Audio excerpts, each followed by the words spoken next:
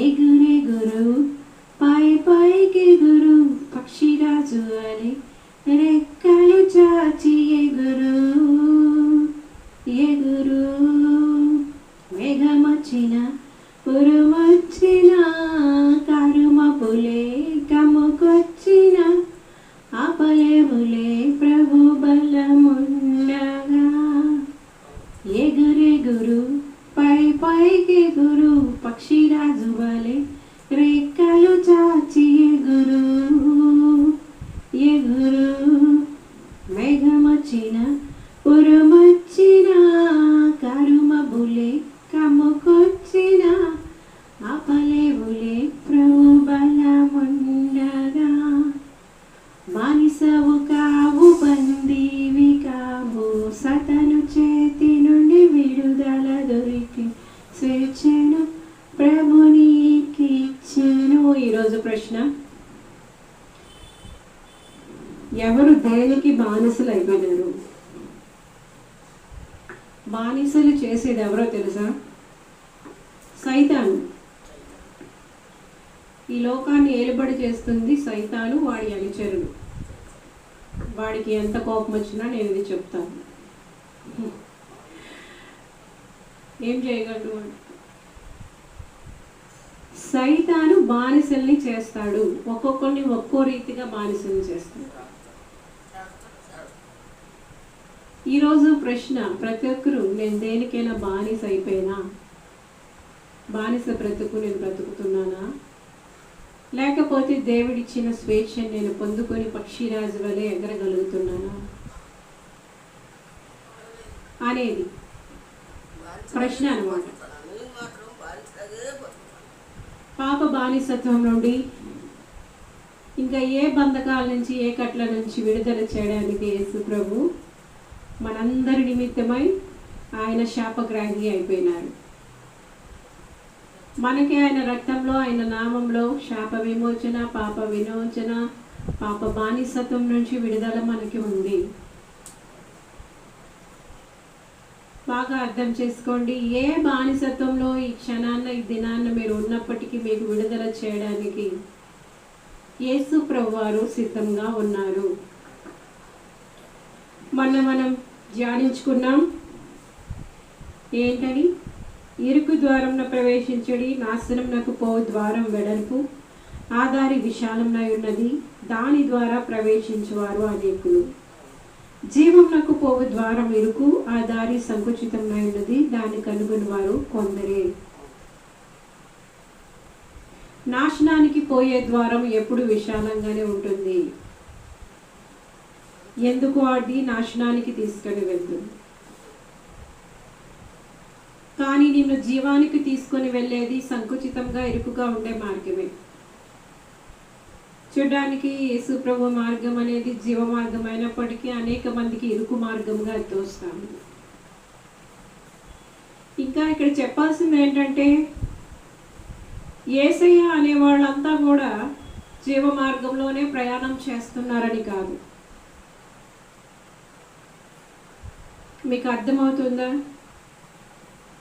వాళ్ళు ఇరుకు మార్గంలో ప్రయాణం చేస్తున్నట్టే ఉన్నారు, కానీ వాళ్ళు విశాలాన్ని ఎంచుకుంటున్నారు చాలామంది. ఇది ఇరుకు మార్గమే అని చెబుతూ కూడా విశాల మార్గంలో నడిపిస్తున్నటువంటి దొంగ సేవకులు, దొంగ బోధకులు, అబద్ధ ప్రవక్తలు అనే వారు ఈ లోకంలో చాలామంది ఉన్నారు.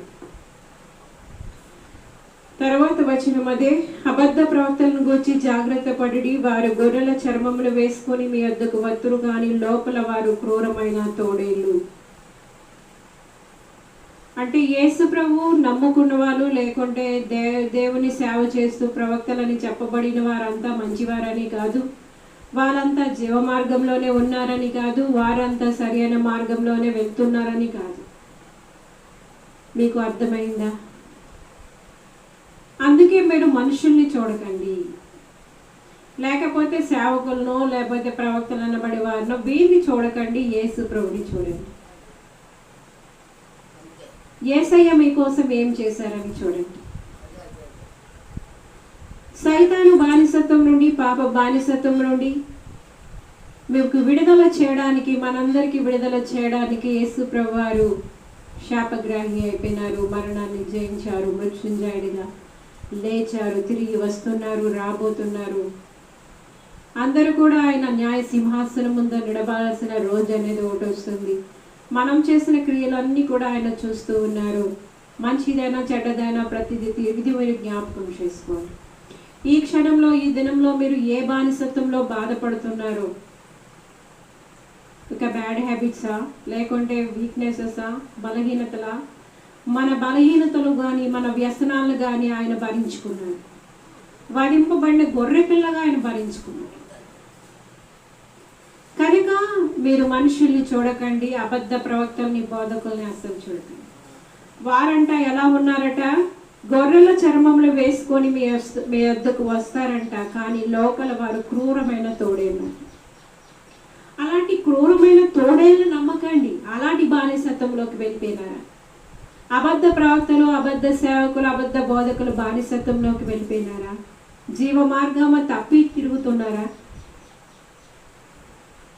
చూడండి, వాళ్ళ తప్పుడు గుడ్డోడు ప్రవర్తిస్తే గుంటలో పడతారు, ఇద్దరు కలిపి వెళ్ళి నరకంలో పడతారు. అనేక మంది ఇప్పుడు నరకానికి మొన్న కొన్ని చూస్తున్నప్పుడు సాక్ష్యాలు, ఈ నరకానికి వెళ్తున్న, నరకము అంటే చనిపోయిన వాళ్ళు కొంతమంది దైవ కృపను పొందుకొని కూడా పాపంలో ఉన్నప్పుడు కొంతమందిని క్షమించాలి, రక్షించాలని యేసుప్రభు అనుకుంటే ఆయనకి ఏమాత్రం నరకం దాకా వెళ్ళినా కూడా కొంతమందిని వెనక్కి తీసుకొస్తారు. అంటే మళ్ళీ వాళ్ళకి ప్రాణం ఇచ్చి, ఎందుకంటే మన ప్రాణం అనేది దేవుని చేతిలో ఉంది, యేసుప్రభు చేతిలో ఉంది. ప్రియ పరలోకపు తండ్రి ఏం చేశారంటే మన యొక్క జీవితాన్ని యేసుప్రభు వారికి అప్పగించారు. ఇప్పుడు మనం నరకానికి వెళ్ళాలన్నా, స్వర్గానికి వెళ్ళాలన్నా, పాతాళంలో పడాలన్నా, ఏమవ్వాలన్నా అధికారం అంతా యేసుప్రభు చేతిలో ఉంది.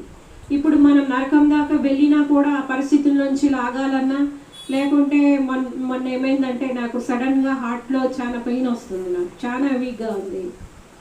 నేను ఎక్స్పెక్ట్ చేయలేదు, నాకు దర్శనంలో కనబడుతుంది కొంతమంది అలాగే బోధిస్తూ పడిపోయినట్టు అట్లా. అంటే ఏమైందో నాకైతే తెలియదు, కానీ చాలా వీక్గా ఉంది. జస్ట్ ఇలాగా ఒక హస్తం వచ్చి నన్ను ఇట్లా టచ్ చేసేసరికల్లా ఆ యొక్క బాడీ అంతా ఒకేసారి ఒక పరిస్థితిలోకి వెళ్ళిపోయిందంటే, ఒక తేలికైనటువంటి ఒక పరిస్థితిలోకి వెళ్ళిపోయింది అనమాట.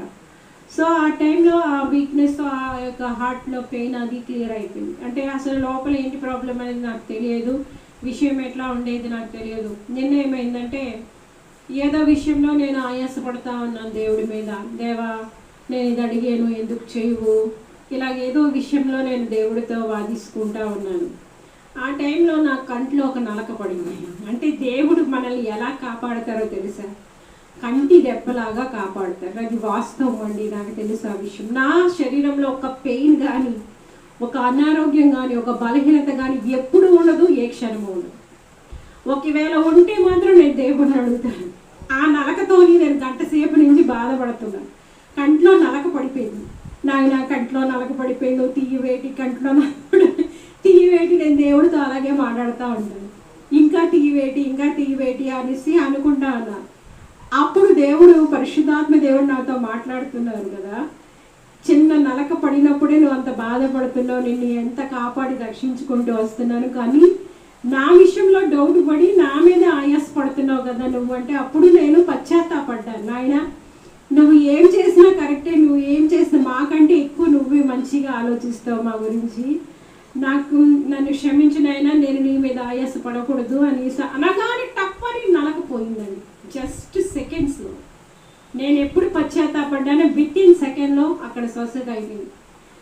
మీకు అర్థమవుతుందండి దేవుడు ఎంత నిజాయితీ, ఎంత నిజమైన వారో మీకు తెలుసా? మీరు ఎంత నమ్మగలిస్తే అంత చూడగలుస్తారు ఆయన ప్రేమను కానీ, ఆయన దయని కానీ. మీకు అర్థమైందా? కనుక కొన్ని విషయాలు మనం అడిగినా ఎందుకు లేట్ అవుతాయంటే, ఇప్పుడు చూడండి, చిన్న బిడ్డలు, మన బిడ్డలు ఉన్నారనుకోండి, వాళ్ళు వెళ్ళి అగ్ని పట్టుకోవాలంటే మనం ఊరుకుంటాం ఏంటి? ఒక దెబ్బ ఖచ్చితంగా వేసి వెనక్కి లాగుతాం, ఎందుకంటే అది అగ్ని కనుక. ఆ అగ్ని పట్టుకుంటే వీడికి కాలుతుంది కనుక. అలాగే కొన్ని విషయాల్లో దేవుడు మనల్ని కొన్ని విషయాలు ఆలస్యం చేసినప్పటికీ దేవుడి మీద ఆయాసపడాల్సిన పని లేదు. కనుక ఆయనకి తెలుసు ఏ కాలంలో, ఏ సమయంలో ఏది ఎట్లా. కానీ ఆయన ప్రొటెక్షన్ అనేది ఎంత కరెక్ట్గా ఉంటుందో మీకు తెలుసా? చూసారా, నేను అసలు హార్ట్లో ఏ ప్రాబ్లం ఉందో యాక్చువల్గా నాకు తెలీదు, కానీ భయంకరమైన పెయిన్ ఆ రోజు వస్తుంది. నిజంగా అది వాస్తవం.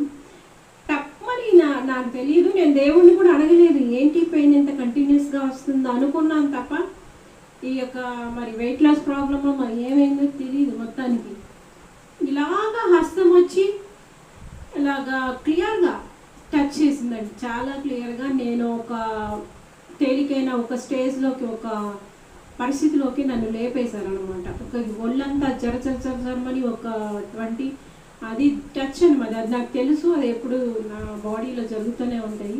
సో చెప్తున్నానండి, దేవుడు కునుకొని నిద్రపోని దేవుడు. మనం పిలిస్తే కూడా పలకని వారు కాదు.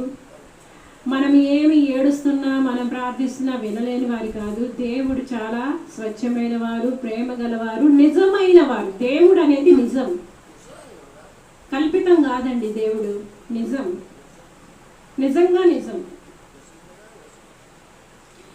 మీకు అర్థమవుతుందా? కనుక ఇప్పుడు మీకు నేను చెప్పేది ఏంటంటే, కొంచెం ఇరుకుగా ఈ త్రోవ అనిపించవచ్చు, కానీ ఇది మీకు జీవానికి నడిపిస్తుంది. ఈ క్షణంలో లేకపోతే మీ జీవితంలో మీరు అనుకున్నవన్నీ, మీరు ఒక మంచి సినిమాకి వెళ్ళాలనుకుంటారు, వెళ్ళకూడదు. అవును. తాగాలనుకుంటారు, తాగకూడదు, నిజమే. ఇంకా ఎలాగో మీరు ఆనందించాలనుకుంటారు, ఆనందించలేదు. ఎందుకు అంటే ఈ యొక్క శరీర సంబంధమైనటువంటి కోరికలన్నీ వదలాలి, పాపం మీద జయం తీసుకోవాలి. అంత మాత్రం చేత ఇది ఇరుకైన మార్గం అనుకోవడానికి లేదు. అంటే ఇది ఇందులో చాలా ఇరుకు, నేను అలా వెళ్ళలేను, నేను ఇది వదలలేను, నేను ఈ మార్గంలో రాలేను. కానీ ఆ ఇరుకు మార్గాన్ని నువ్వు ఎన్నుకుంటే నువ్వు జీవానికి వెళ్తావు. అబద్ధ బోధకులు, అబద్ధ ప్రవక్తులు వీళ్ళంట క్రూరమైన తోడేళ్ళు వంటి వారంట. మీకు అర్థమవుతుంది? ఆ విషయం కొద్దిగా మనం ధ్యానించుకుందాం. చూడండి, అబద్ధ బోధకులు అనేటువంటి వారు ఎట్లా ఉంటారు? వాళ్ళని వీళ్ళని చూసి మీరు వాత వేయబడిన మనస్సాక్షి కలిగి ఉండకూడదు. మీరు చూడాల్సింది యేసు ప్రభు ప్రేమ. ఆయన ఏం చేశారు, మనకి ఏమి ఇవ్వడానికి ఆయన వచ్చారు. భయంకరమైన అగ్నిగుండం నుంచి మనల్ని తప్పించడానికి ఈ లోకానికి యేసు ప్రభు వారు వచ్చారు. పాప బానిసలుగా, సైతాని చేతిలో బానిసలుగా కృషించిపోయిన మనుషులకి స్వేచ్ఛ ఇవ్వడానికి ఆయన వచ్చాడు. పాతాళం నుండి, నరకం నుండి తప్పించడానికి ఆయన వచ్చాడు. మనం చనిపోయిన తర్వాత ఇంకా అంతమైపోయింది అనుకోవడానికి లేదు, అదే ఆరంభం అవుతుంది. మరి నువ్వు కళ్ళు చనిపోయి మళ్ళీ కళ్ళు విప్పినప్పుడు నువ్వు ఎక్కడ నీ కళ్ళు తెరవాలనుకుంటున్నావు? భయంకరమైన అగ్నిగుండంలోనా, నిత్య జీవంలోనా?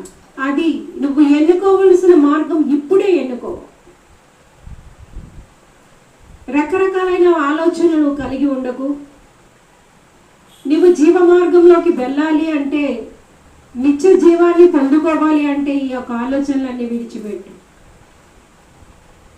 కష్టమో నష్టమో ఇరుకైన మార్గంలోనే బయలుదేరు. ఆయన ప్రొటెక్షన్, ఆయన చెయ్యి నిన్నెప్పుడు విడిచిపెట్టదు, నిన్ను అనాథలుగా విడిచిపెట్టదు. నిన్ను నీ కష్టం వదిలేసి, కష్టంలో వదిలేసే దేవుడు కాదు. లేదంటే నీవు ఆకలితో నువ్వు అంగలా చేయడానికి వదిలేసే దేవుడు కాదు. ఆయన వదిలిపెట్టే దేవుడు. నీ బలహీనతలో, నీ అనారోగ్యాల్లో అట్లానే వదిలేసే దేవుడు కాదు. నువ్వు ఎంత ప్రేమిస్తావో, ఎంత నమ్ముతావో. చూసారా, చిన్న నలక విషయంలోనే నేను దేవుడిని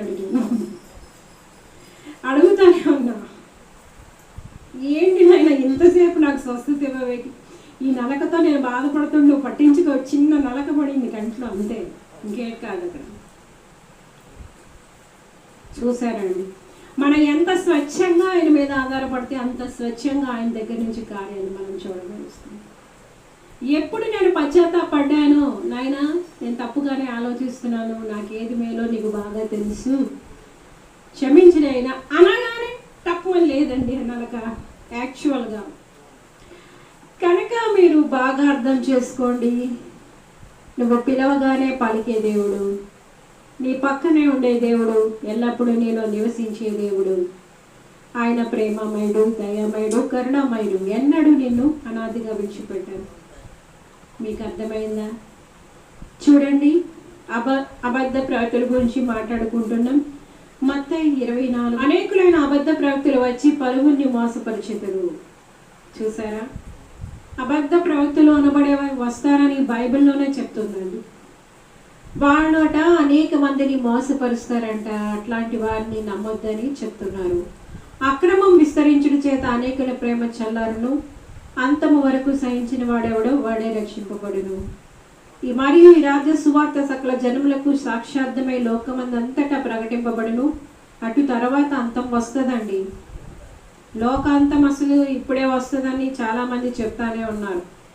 యేసయ్య వచ్చేస్తున్నారని కొంతమంది, నేనే యేసయ్యను అని కొంతమంది, ఇలా రకరకాలుగా ప్రపంచంలో పరిస్థితులు అనేటువంటివి ఉన్నాయి. మీకు అర్థమైందా? తెలిసినా తెలియకపోయినా లోకాంతం అనేది ఉంది. కాకపోతే ఎప్పుడు వస్తుంది అనేది ఎవ్వరికి తెలియదు, ఎవరికి చెప్పదు.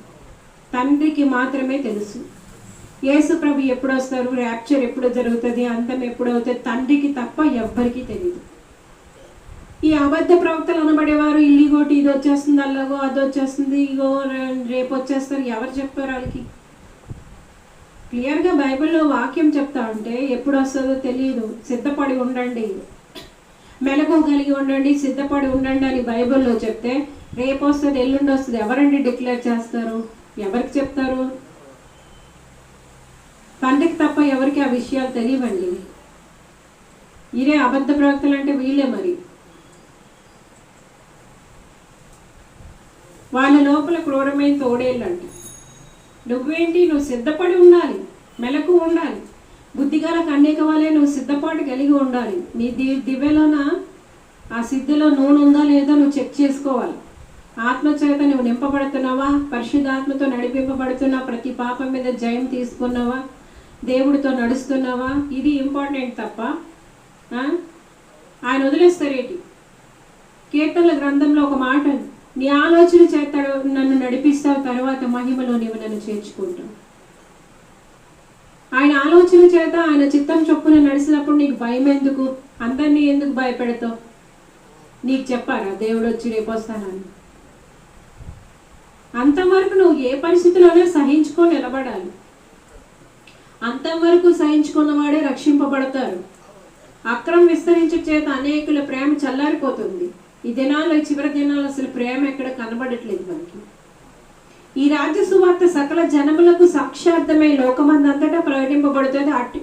ఈ రాజ్య సువార్త ఇప్పుడు నేను ఏదైతే ప్రకటిస్తున్నానో ఈ సువార్త అనేది అన్ని చోట్ల ప్రకటింపబడాలి. అప్పుడే అంతం వస్తుంది. ఎవరో నిన్న నేను చూసా 2024లో వచ్చేస్తుంది. ఏమో ఈరోజు వస్తుందో రేపు వస్తుంది, ఎవరికి తెలుసు? నువ్వు సిద్ధపడి ఉంటే నీకు భయం ఉండదు. నువ్వు భయపడతావు, అందరిని భయపెట్టేస్తావు. ఎలా ఉంటుందండి? ఇప్పుడు రేపు అంతం వస్తే వెళ్ళిపోతాం, అది వేరు విషయం. నువ్వు సిద్ధపడి ఉంటే వెళ్ళిపోతారు ఎవరైనా దేవుడితో పాటు. దేవుని రాకడ వచ్చింది అనుకోండి, ఇప్పుడే దోతలు స్వరాలు కూడా వినపడుతున్నాయి అంట. 7 దోతలు బోర్లు ఊతాయి. ఆ తర్వాతే ర్యాప్చర్ అవుతుంది. సీక్రెట్ ర్యాప్చర్ అంటారు దాన్ని. అంటే సంఘం ఎత్తబడుతుంది. సంఘం అంటే ఒక చర్చి, మా చర్చి ఎత్తబడుతుంది, మీ చర్చి, ఇది కాదు. సంఘం అంటే వధువు సంఘం. అందరూ ఎవరు సిద్ధపడి, ప్రతి చర్చిలో ప్రతి సంఘంలో ఎవరు సిద్ధపాటు కలిగి ఆయన పోలికలో ఆయన స్వరూపంలో ఉండి ఆయన కన్యకలుగా ఎవరు సిద్ధపడుతున్నారో వాళ్ళు ఎత్తబడతారు. వాళ్ళు మగ ఆడని కాదు, అక్కడ అటు ఇటుకు మధ్యస్థమని కూడా కాదు. ఎవరైనా సరే పుట్టిన ప్రతి మనిషి ఎవరు సిద్ధపాట కలిగి ఆ యొక్క ఆత్మచేత నింపబడి, ఆత్మచేత నడిపింపబడి, ఆ చిత్తంలో కొనసాగి అంతవరకు నమ్మకంగా కొనసాగుతూ ఉంటారో అట్లాంటి వారంతా సీక్రెట్ ర్యాప్చర్లో ఎత్తబడతారు. యేసు ప్రభు రాకడ టైంలో ఎత్తబడతారు. ఎవరికి చెప్తారు? ఎవరికి చెప్పరండి. తండ్రికి తప్ప ఎవరికి తెలియదు ఆ టైం. ఎప్పుడు యేసు ప్రభు ప్రధానంతో శబ్దంతో దేవుని బోరతో వస్తారో అప్పుడు ఎత్తబడతాం. సిద్ధపాటు కలిగిన వాళ్ళు ఎత్తబడతారు. నువ్వు ఆదవరపు కాయిక విచారాలు, ధన మోసము, ఇంకా రకరకాలైనటువంటి పరిస్థితులను ఉండి మత్తుగా ఉన్నావు అనుకో, ఇంకా మత్తుగా ఉంటే నేను ఎవరు లేపగలడు? అంతే కదా. ఒక మత్తులోకి మనం వెళ్ళిపోయాము, ఇంకా జారిపోయాము. ఇంకా అందులోంచి నిన్ను ఎవరు లేపుతాడు? ఏ డ్రగ్స్ వేసుకున్నావు, ఏ తాగుతూనే ఉన్నావు, అయితే ఏ వ్యభిచారంలో ఉన్నావు. ఈ పరిస్థితుల్లో నువ్వు ఉన్నప్పుడు ఒకవేళ నువ్వు ఏ అబద్ధికురాలుగానో ఉన్నావు, లేకపోతే మోసం చేస్తూ పరిస్థితుల్లో ఉన్నావు, లేకపోతే ఇంకా ఏదో యాతనలో నువ్వు పడిపోయావు. నీకు అసలు అలర్ట్నెస్ లేదు, దేవుడి విషయంలో భయం లేదు, సిద్ధపాటు లేదు. ఇంకా అప్పుడు నువ్వు ఎలా ఎత్తబడతావు? ఏ పరిస్థితుల్లోనైనా సిద్ధపాటు ఉండాలి, మెలకు ఉండాలి. అమ్మో ఇప్పుడు చెప్పారు కదా, ఇద్దరు స్త్రీలు తిరగలు విసురుతుంటే ఒక ఆమె వెళ్ళిపోద్దట, ఒక ఆమె ఉండిపోద్ది.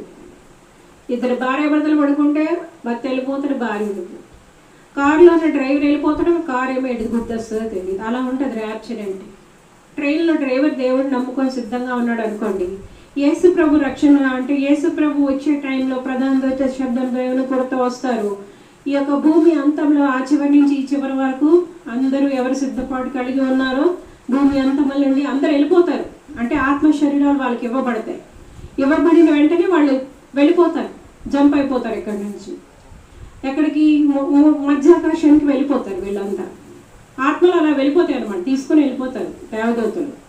ఈ యొక్క గోధుమ గింజలు గురుగులు ఎలా వేరు చేస్తారో అట్లా గోధుమ గింజలన్నింటినీ వాళ్ళు తొట్లో వేసుకున్నట్టు వాళ్ళు ఎవరు సరియనలో చూసుకుని వాళ్ళు పట్టుకొని వెళ్ళిపోతారు. ఇది సీక్రెట్ ర్యాప్చర్ అంటారు దీన్ని. అంటే యేసు ప్రభు రాకడా, యేసు ప్రభు సంఘాన్ని తీసుకుని వెళ్ళడం అంటారు దాన్ని. మీకు అర్థమైందా? ఇది జరుగుతుంది, కానీ ఎప్పుడు జరుగుతుంది ఎవరికి తెలియదు.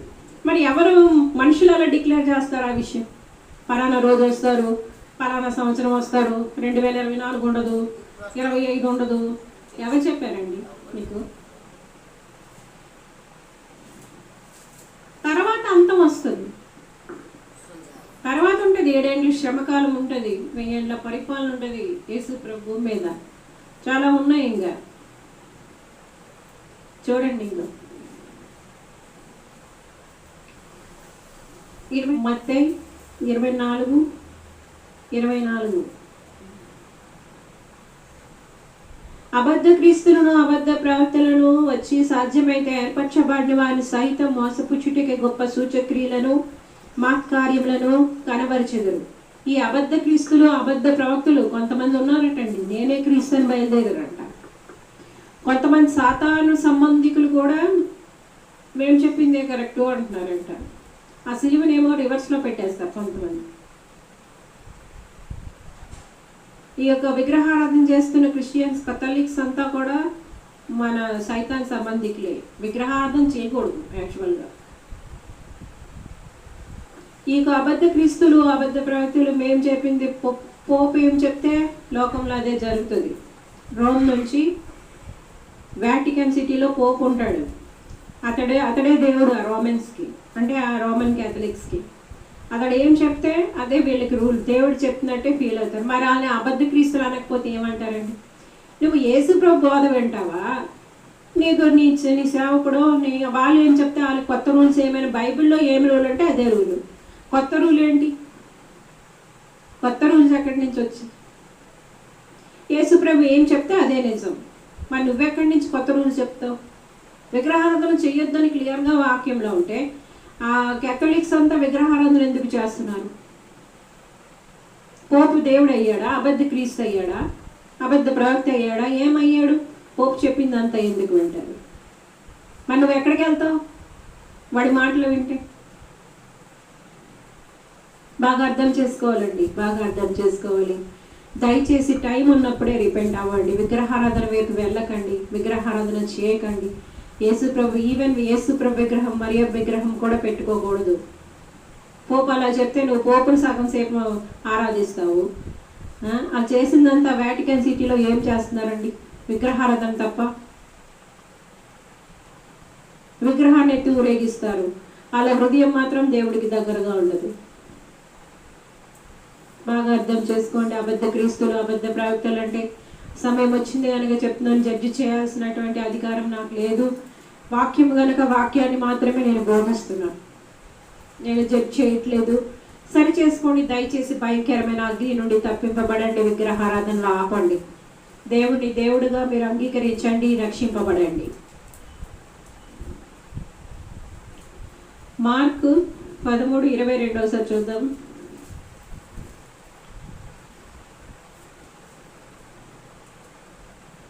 ఆ కాలమందు అబద్ధపు క్రీస్తులను అబద్ధ ప్రవక్తలను వచ్చి సాధ్యమైన ఎడల ఏర్పరచబడిన వారిని మోసపుచ్చుటికై సూచక్రియలు మహత్కార్యంలో అగుపరుస్తారు. ఈ యొక్క అబద్ధ క్రీస్తులు అబద్ధ ప్రవక్తలకి మరి సైతాను యొక్క ప్రభావం ఉంటుంది కదండి. వాళ్ళకు కూడా కొన్ని సూచక్రియలు మహత్కార్యాలు జరిగించవచ్చు. సైతాను కూడా చాలా మహత్కార్యాలు సూచక్రియలు జరిగిస్తాడు. అంత మాత్రం చేత వాళ్ళు దేవుళ్ళు అయిపోరు. దేవుడి ప్లేస్లో కూర్చున్న వాళ్ళందరూ అబద్ధ క్రీస్తులు, అబద్ధ ప్రవక్తలే. నేనే దేవుడిని, నేను చెప్పిందే కరెక్టు అని కొన్ని సూచక్రియలు ఏర్పరచబడిన వారిని సైతం కొంతమంది సేవకులు లాంటి వారే ఆ యొక్క విగ్రహారాధన చేసే టెంపుల్స్కి, అంటే మీన్స్ ఈ యొక్క క్యాథలిక్ చర్చెస్కి వెళ్ళి ఫోజులు ఇచ్చి ఫోటోలు తీసుకుంటారు. ఏంటండి అది?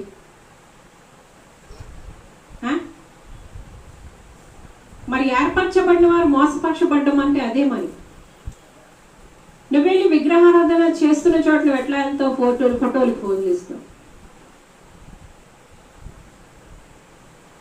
బాగా జాగ్రత్త చూసుకోండి. నాకెవరికి చెప్పడం నాకు అవసరం లేదు. దేవుడు చెప్పమన్న మాటలు నేను చెప్తున్నాను అంతవరకు. లోక 6:26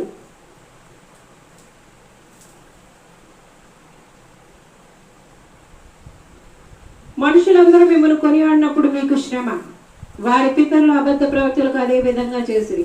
ఇప్పుడు పోపుని ఎంతమంది వర్షిప్ చేస్తున్నారండి? అప్పుడు అతడికి శ్రమ. అబద్ధ ప్రవక్తలకే అలాగా అందరూ కొనియాడతారు. మీకు అర్థమైందా? చాలా క్లియర్గా వినండి.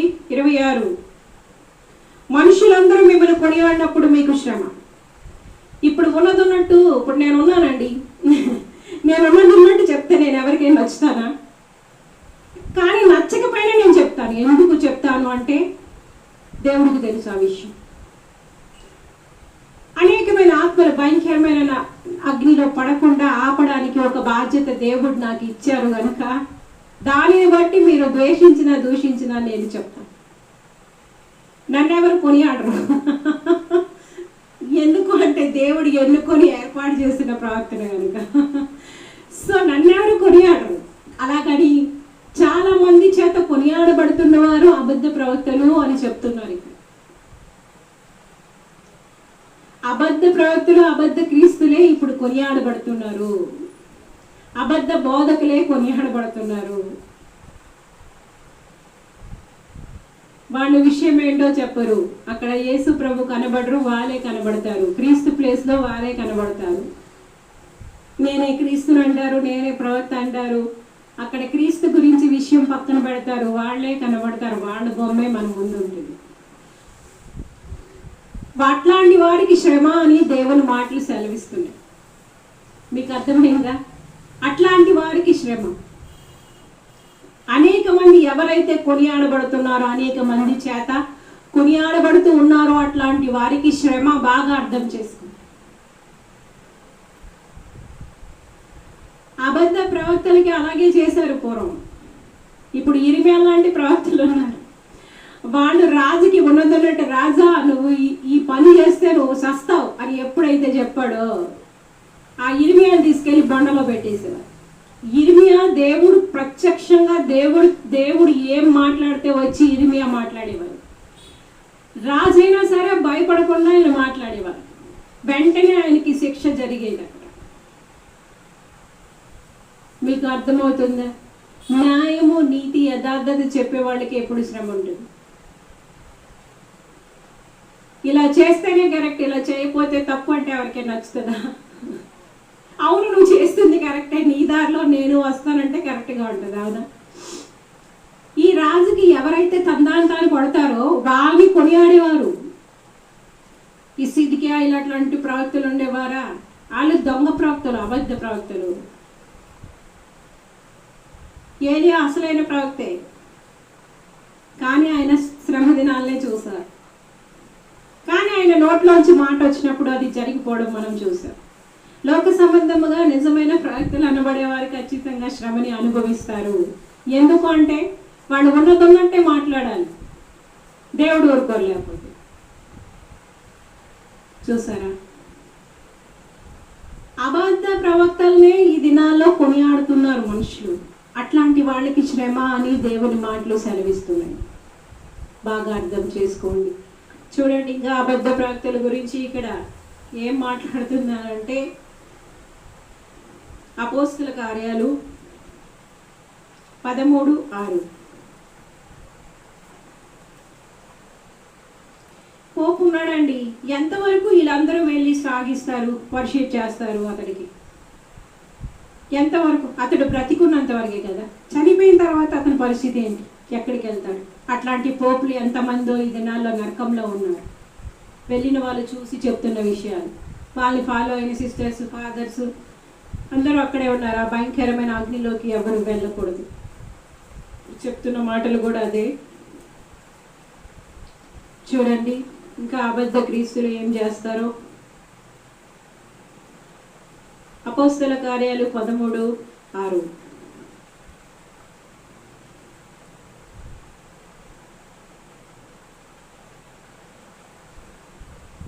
వారు ఆ ద్వీపమందంతటా సంచరించి పాపు అని ఊరికి వచ్చినప్పుడు గారడివాడును అబద్ధ ప్రవక్తుడైన బర్యేసు అని ఒక యూదుని చూసిరి. ఇతడు వివేకం గలవాడైన సెర్గీ పౌలోని అధిపతి. చూడండి, అప్పుడు అబద్ధ ప్రవక్తలు అనబడేవారు ఉన్నారు, ఇప్పుడు ఉన్నారు, ఎప్పుడు ఉన్నారు. అనాది కాలం నుంచి ఆ అబద్ధ ప్రవక్తలు అనబడేవారు ఉన్నారు. వారే మనుషుల చేత కొనియాడబడుతూ ఉంటారు. 2 పేతురు 2:1.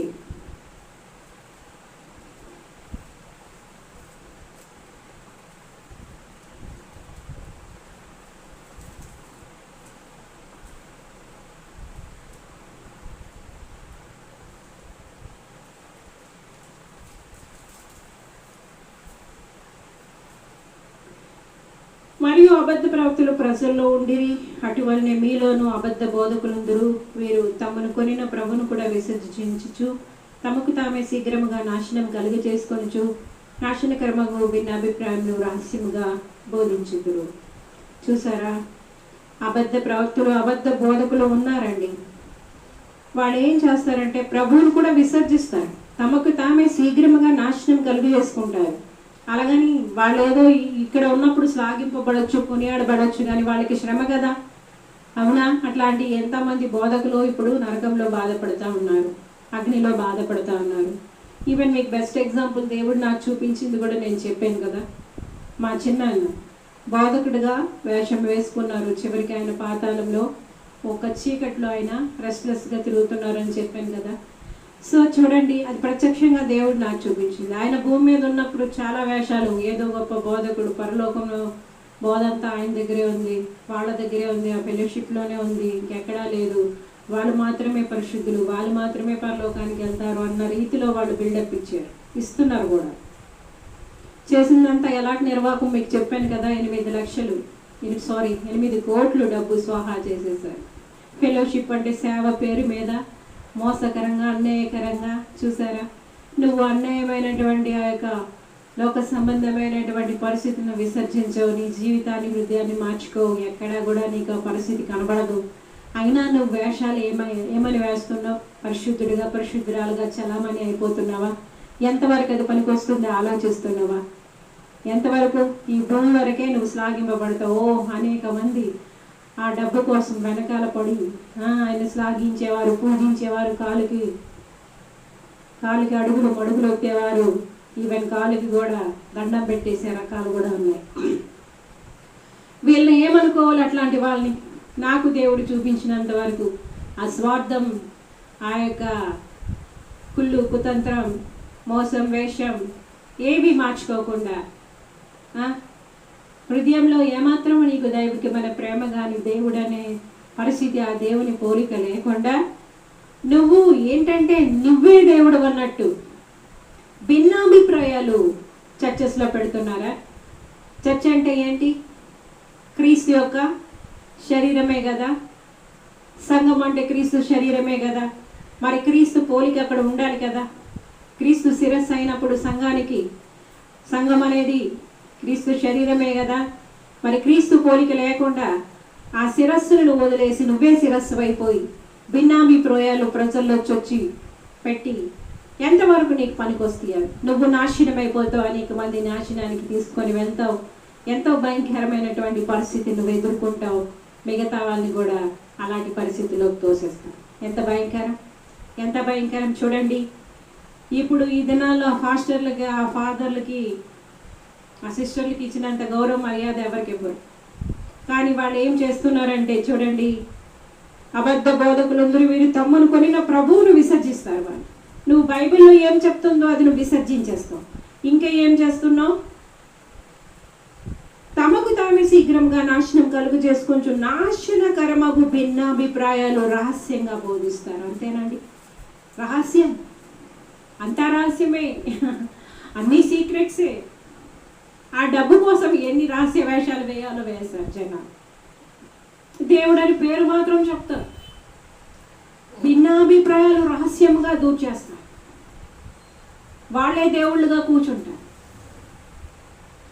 సంఘాన్ని పాడు చేసేస్తారు, శీఘ్రంగా వాళ్ళకి నాశనం వస్తుంది. చూసారా? మిగతా వాళ్ళని కూడా నాశన పాత్రలు చేస్తారు. ఎంత భయంకరం! ఆ కోట్ల డబ్బు కోసం వెయ్యని వేషాలు లేవు, చెయ్యని మోసాలు లేవు, వెయ్యని నాటకాలు లేవు, భిన్నాభిప్రాయాలు, ప్రభువునే విసర్జించేస్తారు. అంత సొంత కవిత్వమే. ఇంకా వాళ్ళు కుళ్ళుగా కుతంత్రంగా ఒక నాటకం వేశారంటే ఈ నాటకంలో పాత్రధారులు సూత్రధారులు మిగతా వాళ్ళంతా. ఎందుకు? తన అతిక్రమంలోకి ఏది తీసుకెళ్లరు కదా భూమి నుంచి. ఇప్పుడు 8 కోట్లు స్వాహా చేశారు నా రకరకాల నాటకాలు వేసి. ఎవరైనా ఒక్క పైసా ఆలే తీసుకెళ్ళలేదు, అవునా? ఎవరైతే ఈ నాటకాలు వేసుకుని నాటకాలు రాయలే తీసుకెళ్ళలేనప్పుడు నువ్వేమైనా తీసుకెళ్తావా? కొంచెమైనా ఒప్పింపబడుతున్నావా? చూసారా దేనికోసం మీరు నాటకాలు వేస్తున్నారు? భిన్నాభిప్రాయాలు సంఘాల్లో చొప్పిస్తున్నారా? ప్రభు ప్లేస్లోకి మీరే వెళ్ళిపోతున్నారా? ప్రభుని పక్కన పెట్టేశారా? మీరే శిరస్సులు అయిపోయినారా సంఘానికి? ఏం బోధిస్తున్నారు మీరు? అబద్ధ బోధకులు, అబద్ధ పెద్దలు, అబద్ధ ప్రవక్తలు, అబద్ధ క్రీస్తులు రకరకాలుగా సంఘాన్ని పాడు చేస్తున్నారు. సంఘాన్ని పాడు చేస్తున్నారు. 1 యోహాను 4:1. ఒక్కొక్కరికి ఒక్కో చిత్రం, ఒక్కొక్కరికి ఏకాత్మ కలిగి ఉండాలి,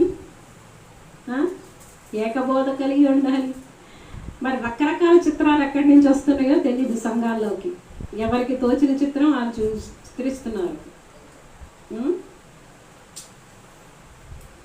చూడండి, ఇంకా 1 యోహాను 4:1 ప్రియులారా, అనేకులైన అబద్ధ ప్రవక్తలు లోకంలోనికి బయలు వెళ్ళి ఉన్నారు కనుక ప్రతి ఆత్మను నమ్మక ఆయా ఆత్మలు దేవుని సంబంధమైనవో కావో పరీక్షించుడి. బాగా పరీక్షించాలండి. మీలో పనిచేస్తుంది దైవాత్మేనా కాదా? మీ యొక్క ప్రవక్తలు అనబడేవారు, లేకుంటే మీ సేవకులు అనబడేవారు, లేదా పోపులు అనబడేవారు, ఈ సిస్టర్లు అనేవారు, వీళ్ళందరూ ఎవరిలో దైవాత్మ పనిచేస్తున్నారు? నిక్కచ్చిగా దేవుడు ఏం చెప్తే అది ఫాలో అవుతున్నారా? అలా నడుస్తున్నారా? చాలా ఇంపార్టెంట్ అండి. ఇది బాగా పరిశీలించుకోవాలి. ఎందుకంటే మన ఆత్మ మనకి ఇంపార్టెంట్ కదా. మన ఆత్మ రక్షించుకోకూడదు కదా. ఇప్పుడు నువ్వు అనేక మందికి బోధిస్తావు, అనేక ముందు వేషాలు వేసిస్తావు, నీ ఆత్మ పోతే ఎట్లా? పాపారావు గురించి కూడా చెప్పాను. ఆయన ఈవెన్ రిక్షా అతను ప్యారడైజ్లో ఉన్నాడు. ఆయన పాపం ఈ భూమి మీద సరి కడుపు నిండా ఆహారం తినడం లేదు. ఏం చేశాడు? చాలా కష్టాలు నష్టాలు పడిన వ్యక్తి, ఒక వ్యక్తి. ఈ లాజరు ధనవంతుడు ఎగ్జాంపుల్ వీళ్ళిద్దరికి సూట్ అవుతుంది. మా చిన్నానికి వాళ్ళిద్దరిని నాకు ఒకేసారి తెచ్చి చూపించారు కనుక నేను చెప్తుంది. ఆ కురుపులు కుక్కలు నాకేవి లాజర్కి. అయితే ఈ లాజర్ వెళ్ళి ఎక్కడున్నాడు? అబ్రహాం రొమ్మున అనుకున్నాడు. ఈ ధనవంతుడు చాలా అనుభవించాడు, చివరికి ఎక్కడికి వెళ్ళిపోయాడు? పాతాళానికి వెళ్ళిపోయాడు. తండ్రి వేణ అబ్రహామా, ఆ యొక్క బొట్టని వేయంతో, ఆ యొక్క చిలకటి వేయంతో చిన్న వాటర్ నాకు ఇవ్వా నా నోట్లో అంటున్నాడు. అక్కడికి వెళ్ళి అంటే ఆ దాహం పిడచకట్టుకుపోతుంది అన్నమాట నోరు. నేను ప్రత్యక్షంగా నేను కూడా అలాంటి ఒకసారి నాకు దేవుడు ఎందుకో చూపించారండి ఆ అనుభవం. దాహం నోరంతా పిడచకట్టు. ఇక్కడే ఒక ఆమె ఆదమ్మని, ఆవిడ చనిపోయింది. ఆవిడ అప్పుడు దేవుడు నమ్ముకుంది, పాలు ఇచ్చేది మాకు ఆదమ్మని. వాళ్ళ కొడుకు కూడా చనిపోయాడు, రావణ. ఆ అన్నయ్య కూడా చనిపోయాడు కదా. అయితే ఆ ఆదమ్మ ఒకసారి వచ్చి ఇక్కడ ఆత్మ ఈ మెట్ల దగ్గరికి వచ్చి గ్లాస్ కింద కొట్టి, ఇప్పుడు కాదు, ఒక 10-15 సంవత్సరం కిందట అనుకుంటా, కిందకి ఇలా కొట్టి, అమ్మ కొద్ది నీళ్ళేవా, నాకు దాహం వేస్తుంది అని అడిగింది. నాకు ఆత్మలు చూపిస్తారండి దేవుడు. చాలా సంవత్సరాల నుంచి అది వాస్తవం. మరి మా తాతయ్యని కూడా ఒకసారి చూపించాడు. ఏంటంటే ఆ రోజు మా తాతయ్య నన్ను హెచ్చరించడానికి వచ్చింది. ప్యారడైజ్ నిజం అండి, నరకం కూడా నిజం, పాతాళం నిజం. ఇంకా నీ యొక్క ఆత్మస్థితులను బట్టి మరి నువ్వు ఏ స్థలంలో ఉంటావో నాకైతే తెలియదు. ఇది వాస్తవం, ఇది బాగా అర్థం చేసుకోండి. సరదా కబుర్లు కావు ఇవి, చచ్చిపోయాక అర్థమవుతుంది విషయం ఏంటని.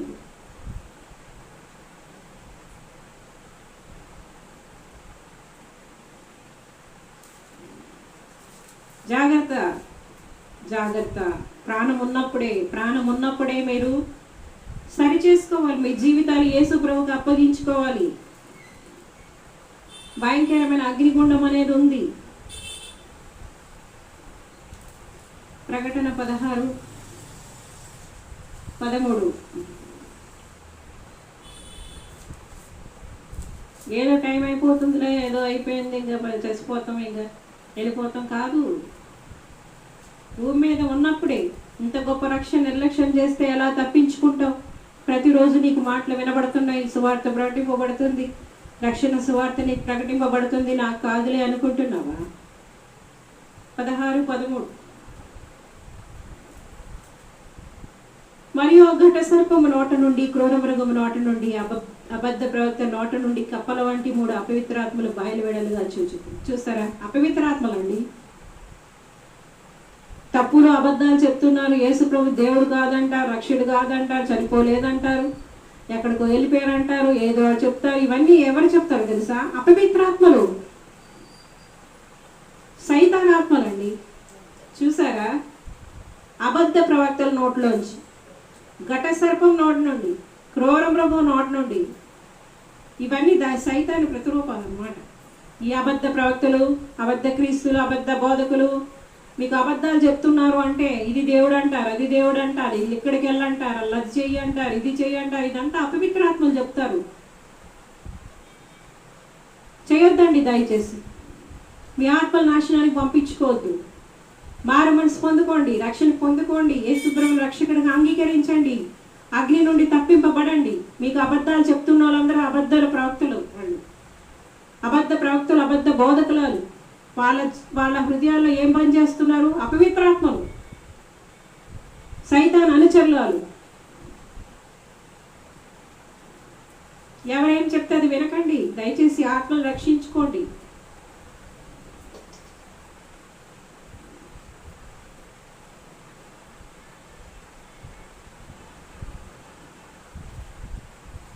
ప్రకటన 20:10 ఒకసారి చూద్దాం. వారిని మోసపరిచిన అపవాది అగ్ని గంధకములు గల గుండంలో పడవేయబడెను. అచ్చట ఆ క్రూర మృగము, అబద్ధ ప్రవక్తి ఉన్నారు. వారు యుగ యుగములుగా రాత్రింబగళ్ళు బాధింపబడుతుంది. ఇప్పుడు సైతాను మనుషులు మోసపరుస్తున్నాడు, కానీ వాడికి కూడా ఎండింగ్ స్టేజ్ ఒకటి ఉంది. అదే యేసు ప్రభు ఈ భూమి మీదకి వచ్చిన తర్వాత ఆ అబద్ధ ప్రవక్త, ఇప్పుడు అబద్ధ ప్రవక్త అపవిత్రాత్మలు కదా పనిచేస్తున్నాయి. ఈ అబద్ధ బోధకుల్లో, అబద్ధ ప్రవక్తల్లో ఈ మోసపరుస్తున్నటువంటి పరిస్థితులు ఇవన్నీ ఎవరు? అపవిత్రాత్మలు. ఈ అపవిత్రాత్మలు ఎక్కడి నుంచి వచ్చినాయి? ఆ యొక్క అబద్ధ ప్రవక్త దగ్గర నుంచి వచ్చాయి, క్రూర మృగం నుంచి వచ్చాయి, ఈ యొక్క దుష్టుడి నుంచి వచ్చాయి. చూసారు? అవన్నీ అక్కడ తోయబడుతున్నాయంట, అగ్ని గంధకాల్లో తోయబడుతున్నాయి. బాగా అర్థం చేసుకోండి.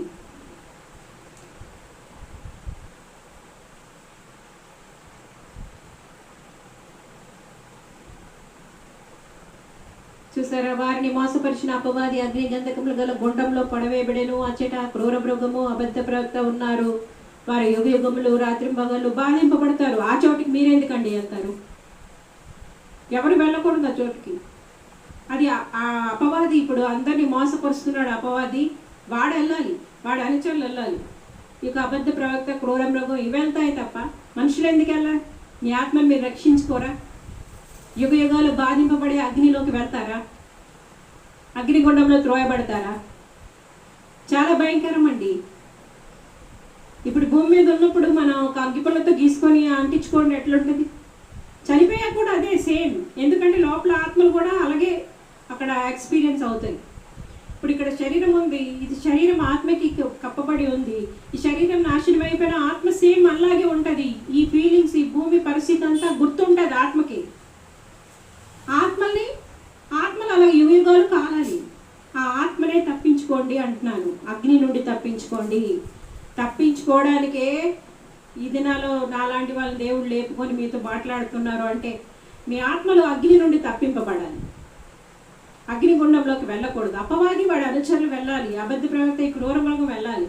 ఈ అపవిత్రాత్మలు ఈ యొక్క మనుషుల్ని మోసపరిచిన అపవాది వెళ్ళాలి. మనుషులు ఎందుకు వెళ్ళాలి? ఆ మోసంలోంచి బయటికి రండి. మీరు బానిసలు కాదు, బందీలు కాదు. సైతాను యొక్క బానిసత్వం నుండి, ఆ బందీ నుంచి బయటికి రండి. సైతాను బానిసత్వంలో, అపవాది బానిసత్వంలో ఉండకండి. బానిసవు కావు, బందీవి కావు, సతాను చేతి నుండి విడుదల దొరికెను, స్వేచ్ఛను ప్రభు నీకిచ్చెను. ఎగురెగురు, పైకి ఎగురు, పక్షిరాజు వలె రెక్కలు పైకి ఎగరాలి. మీరు ఏసయ్య వచ్చినప్పుడు పైకి ఎగరాలి రెక్కలు చాపుకొని.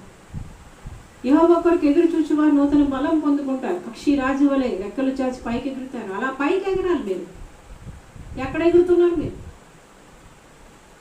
తప్పించుకోండి. అగ్ని నుండి తప్పించుకోండి. అగ్ని గంటకాల నుండి తప్పించుకోండి.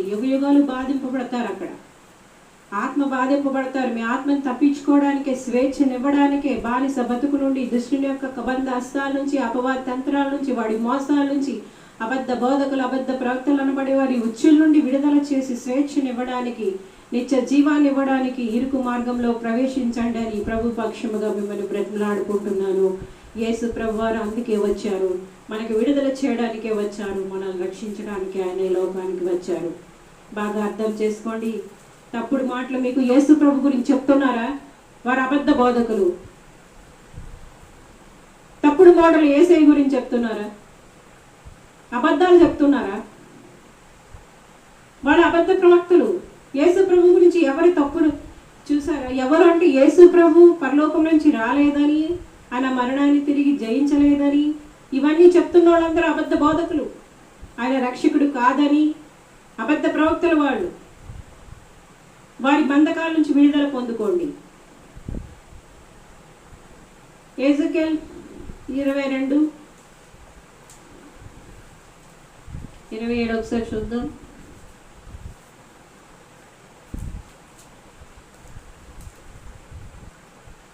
ఆషామాషి వ్యవహారం కాదండి. దేవుడు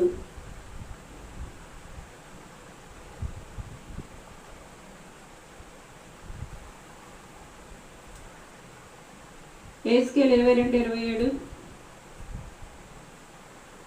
దానిలో అధిపతి లాభం సంపాదించుటకే నరహత్య చేయట్లోను, మనుషులను నశింపజేయట్లోను, వేటను చీల్చి తోడేళ్ల వలె ఉన్నారట. ఎవరు? అధిపతులు అనబడేవారు. లాభం సంపాదించడానికి నరహత్య చేయట్లో, మనుషులు నశింపజేయట్లో, వేటను చీల్చి తోడేళ్ళలాగా ఉన్నారు.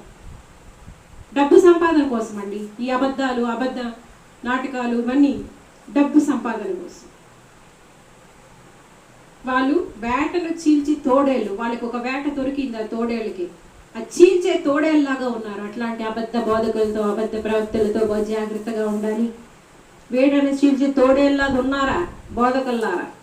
ఎలా ఉన్నారు? ఒక వేట దొరకగానే దాన్ని చీల్చే తోడేలు వేషం వేస్తున్నావా? బోధకులు జాగ్రత్త. ఏం బోధిస్తున్నావు? యేసు ప్రభుకి వ్యతిరేకంగా బోధిస్తున్నావా? నువ్వే యేసు ప్రభు ప్లేస్లో కూర్చున్నావా? సంఘానికి నువ్వే శిరస్సు అయిపోయావా? భేదాభిప్రాయాలు కల్పిస్తున్నావా? మనుషులు తప్పుడు త్రోవల్లోకి తీసుకుని వెళ్తున్నావా? వేటను చీల్చే తోడేలవా నువ్వు? ఒకసారి పరిశీలన సేవకులు కూడా చేసుకోవాలి. చూడండి, యోహాను 10:12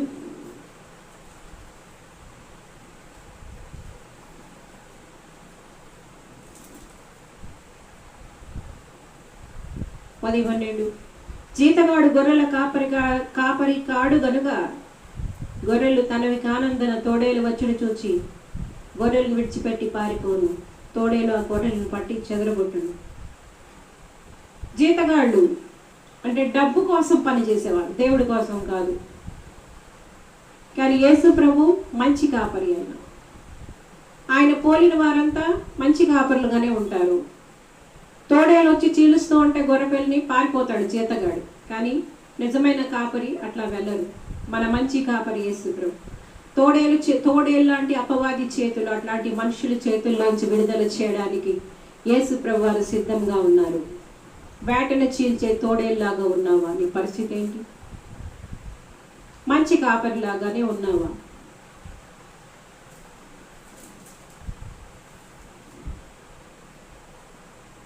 అపోస్తుల కార్యములు 20:29 ఒకసారి చూద్దాం.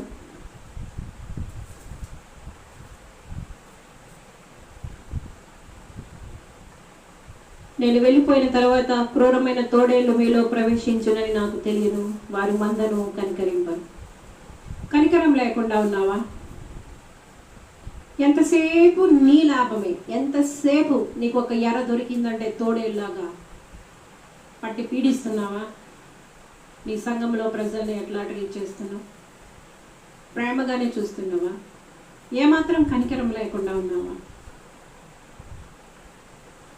సో యేసు ప్రభు దేవుడు కాదని, రక్షకుడు కాదని, పరలోకం నుంచి రాలేదని, పరలోకానికి వెళ్ళలేదని ఎవరు చెప్తున్నారో వాళ్ళంతా అబద్ధ బోధకులే, అబద్ధ ప్రవక్తులే, వాళ్ళంతా తోడేలే, వాళ్ళంతా క్రూరులే, వారంతా సజ్జన ద్వేషులే. ఆ మార్గాల్లోకి వెళ్ళకండి. యేసు ప్రభుని రక్షకుడిగా అంగీకరించండి. భయంకరమైన అగ్నిగుండం నుండి తప్పింపబడండి. దేవుడి కొద్ది మాటలు దీవించునుగాక. 30 60 100 ప్రతిఫలం దయచేయునుగాక. ఆమేన్. హల్లెలూయా, హల్లెలూయా, హల్లెలూయా. Praise the Lord. God bless you.